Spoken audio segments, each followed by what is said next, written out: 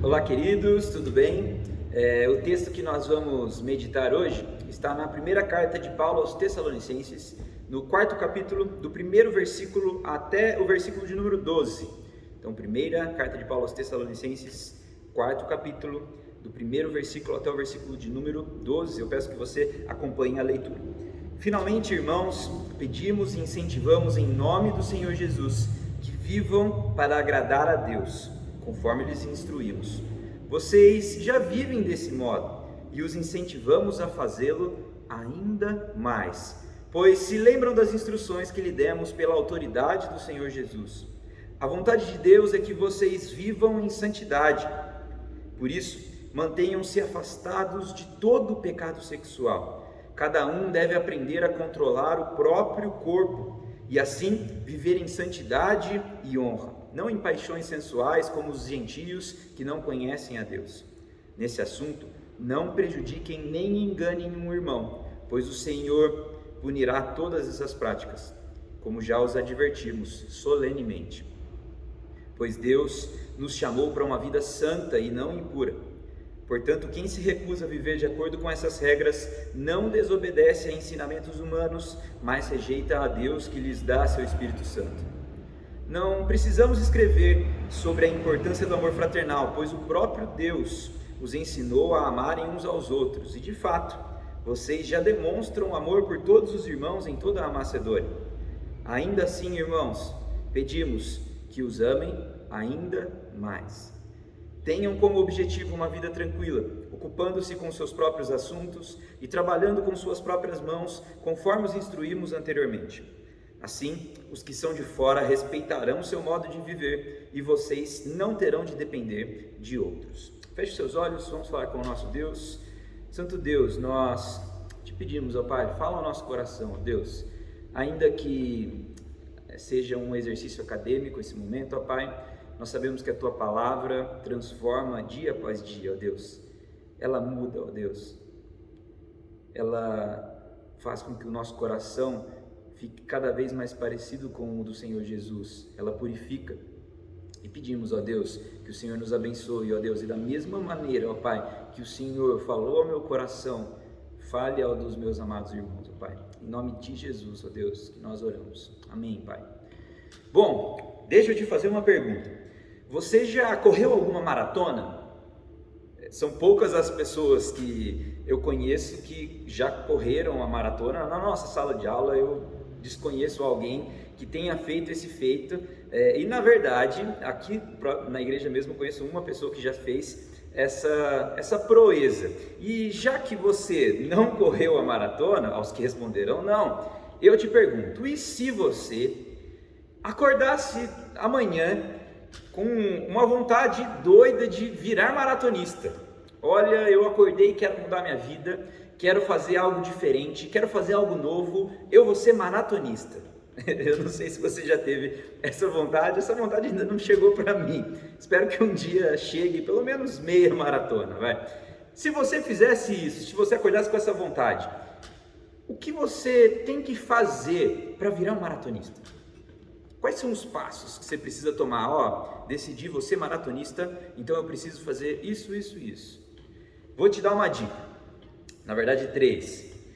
Se você quiser virar maratonista, a primeira coisa que você precisa fazer, consultar um médico. Você não pode sair correndo feito louco, achando que vai conseguir completar os 42 quilômetros de uma vez e vai ficar tudo bem. É muito arriscado você fazer isso, na verdade. Você deve ir ao médico, pedir para que ele faça os exames, veja como está toda a sua saúde antes de você sair correndo pelas ruas. Além disso, você vai ter que mudar muitos hábitos e hábitos alimentares também. Você vai precisar comer carboidratos melhores que possam te ajudar durante toda a corrida. Você vai ter que ter uma alimentação mais regrada. E por último, você também vai ter que treinar. E quando eu falo treinar, não é que você já vai chegar com o seu professor de educação física e falar para ele e já começar os 42 quilômetros hoje. Não, se você nunca correu, provavelmente ele vai começar com uma caminhada, depois você vai começar a crescer os quilômetros, 5 quilômetros, 7 quilômetros, 10 quilômetros e por aí vai, até você chegar nos 42 quilômetros que uma maratona possui. Mas é claro que eu não vim aqui hoje para te ensinar como você faria para correr uma maratona. Mas eu sei que você já percebeu que a nossa vida cristã muito se assemelha com uma corrida. É muito parecido com uma maratona, por exemplo, com a preparação para uma maratona. A própria palavra de Deus nos mostra alguns textos que mostram que a nossa vida é uma corrida, que nós devemos andar. A própria Escritura cita: corramos com perseverança a corrida que nos é proposta, tendo os olhos fitos em Jesus. Corram de tal modo que alcancem o prêmio. Andai do modo digno da vossa vocação. Andai não como os gentios andam. Andai em amor. Andai como filhos da luz. Porque nós andamos por fé e não pelo que vemos. Ok. Entendido isso, que a nossa vida muito se assemelha com uma corrida, eu quero que você preste atenção e consiga visualizar o que Paulo tem em mente ao ensinar a igreja de Tessalônica, ao ensinar os nossos irmãos de Tessalônica a viver uma vida que agrada a Deus. Tessalônica era uma cidade estratégica. Ela, além de ser costeira, ela ficava à beira de uma via, a Via Ignácia, que ligava Roma ao Império Bizantino. Então era uma cidade onde a estrutura foi se aumentando e evoluindo, onde o aumento populacional foi aumentando, onde a política foi se aumentando, mas, além disso, uma cultura pecaminosa, devastadora, também foi crescendo naquela cidade. Também foi se desenvolvendo a cultura pagã do sexo, de satisfazer o seu próprio eu, de satisfazer as suas próprias vontades, de adorar deuses e por aí vai. E para você ter uma ideia, Sêneca nos fala que as mulheres, elas se casavam para se divorciar, e se divorciavam para quê? Para se casar de novo. Não é que a imoralidade naquele lugar era pequena, a moralidade não era pequena, ela simplesmente não existia. Era uma balbúrdia, algo terrível. E no meio desse cenário, no meio dessa cena toda, Deus planta uma igreja. No meio dessas trevas, no meio dessa lama toda, Deus coloca uma igreja para que a luz do Evangelho brilhasse naquele lugar. E é legal de ver que, como o texto nos fala no segundo versículo, a igreja estava vivendo de maneira correta. Eles não estavam agindo ou pecando, não é uma carta de exortação. Na verdade, Paulo estava preocupado, se eles estavam seguindo ou não as instruções, os mandamentos, aquilo que ele havia dito, mas a gente consegue ver que a igreja seguia. Aí, o versículo 2 fala que eles estavam seguindo efetivamente, mas surge uma palavrinha que nós lemos em algumas outras partes dessa carta. Melon, ainda mais. E essa palavra, querido, ainda mais, é a palavra que eu quero que seja a ignição da mensagem que Deus traz para a gente nesse momento. Essa é a palavra que eu quero que você guarde durante o resto da sua vida. Quando você terminar de ouvir essa mensagem, eu quero que você entenda e compreenda o que eu quero dizer e o que Paulo também disse para aqueles irmãos, e nos fala hoje o Espírito Santo, que nós devemos ainda mais, ainda mais, ainda mais. 3 coisas que nós conseguimos ver Paulo falando o ainda mais, e a primeira delas está lá no versículo 1, ainda mais santidade. Finalmente, irmãos, pedimos e incentivamos em nome do Senhor Jesus, que vivam para agradar a Deus, conforme lhes instruímos. Vocês já vivem desse modo e os incentivamos a fazê-lo ainda mais. A realidade em volta daquela igreja era caótica, não havia pudor algum. Homens e mulheres, eles viviam para a questão da satisfação pessoal. O homossexualismo era uma realidade muito comum. O nudismo era uma arte cultural, algo muito comum. E no meio dessa lama toda, os nossos irmãos estão lá. Percebe o cuidado de Paulo? Percebe como ele vê todo o cenário e, guiado pelo Espírito Santo, dá uma chave de como eles devem prosseguir? Por mais que eles estejam fazendo a coisa certa, por mais que eles estejam caminhando na direção certa, eles não podiam ficar parados, estagnados. Agora, deixa eu te perguntar uma coisa. Na hora que eu fui falando sobre Tessalônica, sobre aquela cidade, na hora que eu fui falando as características daquele contexto, você se lembrou de alguma coisa, né? Você se lembrou provavelmente de algo. Não está muito distante a nossa realidade com a realidade daquela igreja. Parece um pouco com a nossa realidade, não parece? O prazer sexual hoje, nos nossos dias, está acima de tudo. Mesmo crianças já pensam nisso. Eu gosto muito de conversar com criança. Quando eu levo o Luigi no parquinho, meu filho, e o Léo também agora, eu sempre converso com algumas crianças e eu fiquei chocado. Há algumas semanas eu estava no parquinho e uma das meninas, que tinha uns 6 anos, falou assim para mim: tio, ele tem namorada? Eu posso ser a namorada dele? Isso está errado.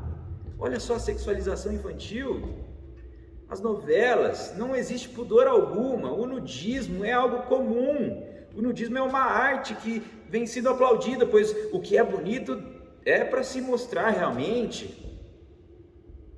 Percebe como existe uma certa semelhança? Hoje a nossa situação não está muito aquém daquilo que havia acontecido naquela igreja.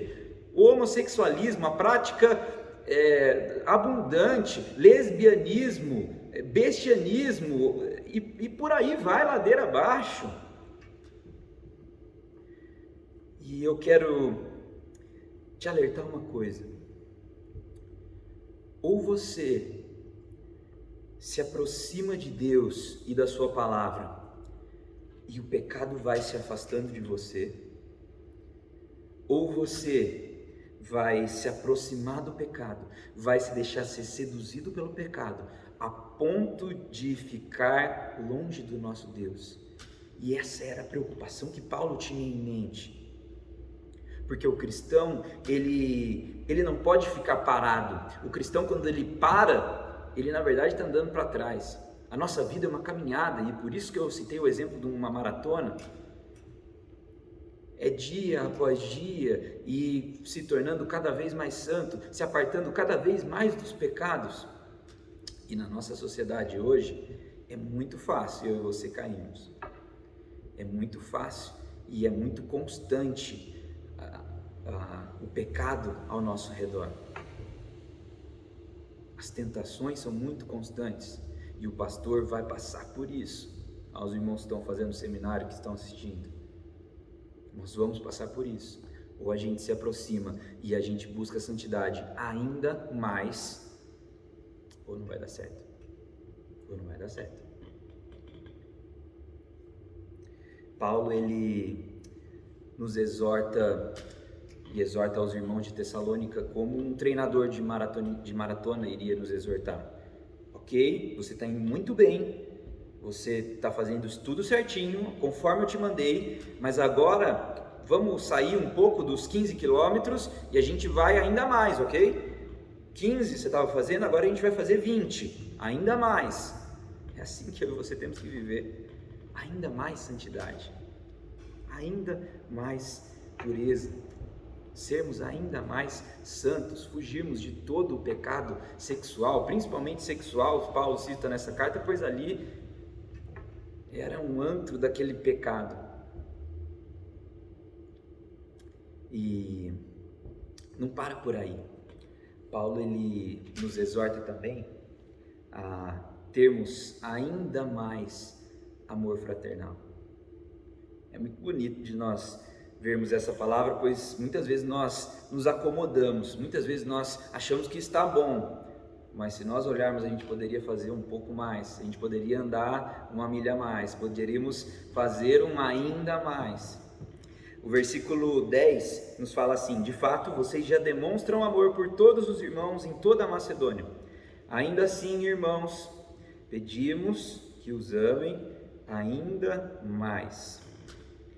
Nós gostamos muito de lembrar, as crianças lembram, os adolescentes lembram, na nossa igreja nós temos Projeto 3,16 e lembramos o tempo inteiro desse versículo, porque Deus amou o mundo de tal maneira que deu o seu Filho unigênito para que todo aquele que nele crê não pereça, mas tenha a vida eterna. E esse realmente é um dos versículos que deve emocionar e incentivar o nosso coração a viver dia após dia, um amor tão maravilhoso, demonstrado pelo nosso Deus, demonstrado por Jesus, é algo que incendeia o meu e o seu coração, deve incendiar o meu e o seu coração todos os dias. Mas, se eu pergunto para alguma pessoa, você lembra o que fala o versículo de 1 João 3,16?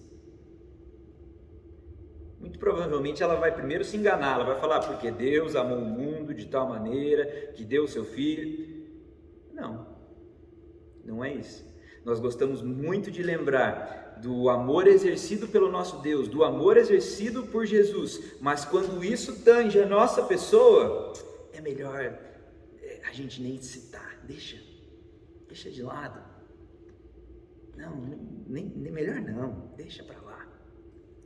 Nisto conhecemos o amor que Cristo deu a sua vida por nós e devemos dar nossa vida pelos irmãos. Ora, aquele que possuir recursos deste mundo e vir a ser irmão, padecer necessidade e fechar-lhe o seu coração, como pode permanecer nele o amor de Deus? Filhinhos, não amemos de palavra nem de língua, mas de fato e de verdade. Meus irmãos, amar é fazer o ainda mais, é se compadecer, é enxergar da mesma ótica que Deus enxerga ao nosso irmão, é enxergar da mesma maneira que Cristo Jesus enxergou ao próprio, olhando todas as necessidades dele. E quantas vezes eu e você não damos a mínima para isso? Nós queremos o nosso, queremos aquilo que faça bem para a gente, mas o amor sacrificial, o amor, mesmo o amor demonstrado por Jesus na cruz, o amor de se doar pelo próximo, não, isso não. Isso parece que é um ponto a mais que eu ainda não cheguei lá, ainda estou nos 20 quilômetros, falta muito para os 42 da maratona, não vai dar ainda. Preciso treinar um pouco mais. Paulo está exortando, vocês amam já, vocês têm demonstrado amor fraternal. Você pode estar demonstrando amor fraternal e achar que isso está bom, mas que tal fazer algo mais, ainda mais santidade, ainda mais amor fraternal. Eu lembro que certa vez uma senhora pediu numa reunião de oração que nós orássemos pelo joelho dela, porque o joelho dela estava doendo muito e ela provavelmente não poderia mais vir às reuniões de orações. E nós ali no círculo, falamos, não, nós vamos orar, Deus vai dar um jeito, nós vamos orar e Deus realmente vai, nós cremos que Deus tem poder para curar. Meus irmãos, quanta hipocrisia! Quanta hipocrisia! Era para nós falarmos para ela naquele momento, onde a senhora mora? Ah, a senhora mora ali? Ok, na semana que vem às 7h20 eu vou estar lá com o meu carro e vou buscar a senhora e trazê-la para a igreja. A senhora não precisa se preocupar mais com a dor no joelho. Nós também vamos orar para que essa dor no joelho melhore, para que a senhora faça as atividades em casa e tudo mais, mas quanto ao vir à casa do Senhor, nós vamos te ajudar porque nós te amamos. Mas nem isso a gente faz. Quantas pessoas vêm para a nossa igreja, muitas vezes de ônibus, muitas vezes de condução, e nós moramos do lado, não nos preocupamos. Queridos, ainda mais, se você já tem demonstrado amor pelos seus, amor pelos da igreja, amor pelos parentes, até mesmo amor pelos inimigos, demonstra mais, ainda mais, caminha mais, anda mais um pouco, anda uma milha mais, ainda mais amor, ainda ainda mais. Será que não dá? Não dá para correr um pouquinho mais? Senão você vai ficar estagnado e achando que está tudo ok, quando na verdade não está. Quando na verdade não está legal. Ainda mais, ainda mais, ainda mais. E Paulo não para por aí.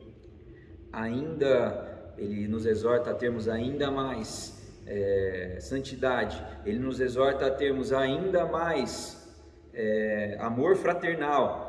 E ele também nos exorta a termos ainda mais esperança. Claro que quando nós olhamos para a carta aos Tessalonicenses, o tema da volta de Cristo, ele é concentrado no 4º capítulo, dos versículos 13 a 18, e no 5º capítulo, do 1º versículo até o 11º. Mas em toda a carta, o tema da vinda de Cristo, ela está sutilmente, ou ela está permeando todo aquele contexto. Ela permeia todos os capítulos dessa carta. Cada capítulo da primeira carta de Tessalonicense tem algo que mostre o acontecimento futuro, que seria a vinda de Cristo. E meus irmãos, se eu e você vivêssemos uma vida olhando com os olhos fitos em Jesus, o consumador da nossa fé, se nós vivêssemos uma vida olhando para frente, olhando para os céus, olhando e pensando nas coisas do alto, a nossa vida não seria uma vida que agrada a Deus? Não seria uma vida melhor? Tantas e quantas coisas nós deixaríamos de fazer? Tantas e outras coisas nós faríamos? Tudo isso por causa da esperança de viver um dia eternamente com Cristo Jesus. Tudo isso por causa da esperança de que nós somos peregrinos nessa terra, mas nós um dia iremos nos encontrar com Cristo Jesus. É claro que na carta nós podemos ver alguns irmãos que estavam ansiosos até demais e querendo pararam de trabalhar e sendo peso para alguns outros irmãos e desesperados de como seria, de como não seria. Eu não quero que você viva nessa ansiedade toda e nessa preocupação toda, mas sim fazendo o que o último versículo nos fala, para que nós vivêssemos uma vida tranquila e não sejamos citados de maneira má por nenhuma outra pessoa, mas que as pessoas vejam em nós uma esperança diferente do que o mundo tem, diferente do que uma pessoa que não acredita em Cristo Jesus tem. Nesse tempo de pandemia, de volta à fase vermelha, cria-se fases novas, cultos proibidos, cultos liberados, essa indefinição toda. É difícil, parece que é difícil mantermos a esperança, mas nós temos que ter ainda mais.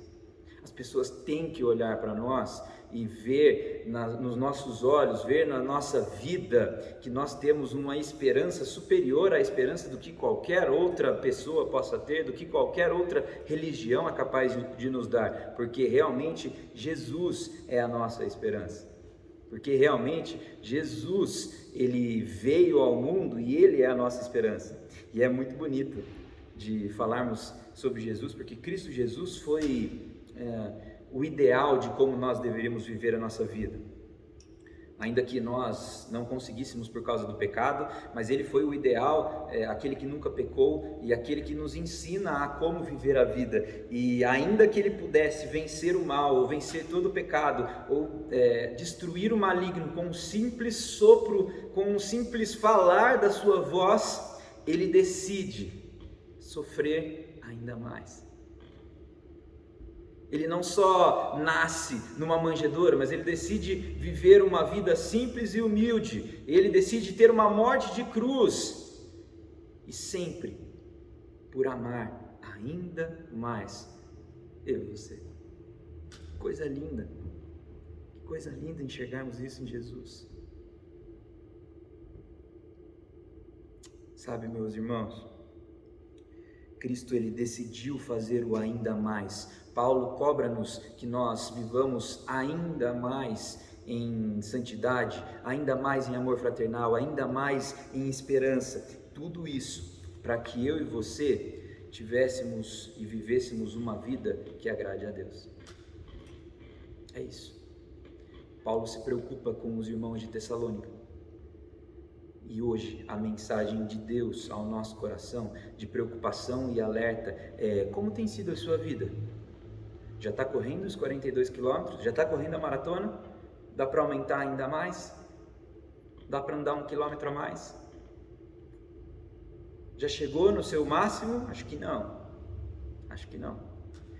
A minha oração é para que eu e você, para que nós vivamos ainda mais em santidade, para que nós vivamos ainda mais em amor e ainda mais em esperança na volta do nosso Redentor, na volta de Cristo Jesus, e que essa esperança e que esse amor e que essa santidade seja vista por todos que estão ao nosso redor e impacte a vida de cada um. Que Deus abençoe a sua vida e que essa mensagem fique gravada ao seu coração dia após dia, para vivermos ainda mais. Feche seus olhos, vamos orar mais uma vez.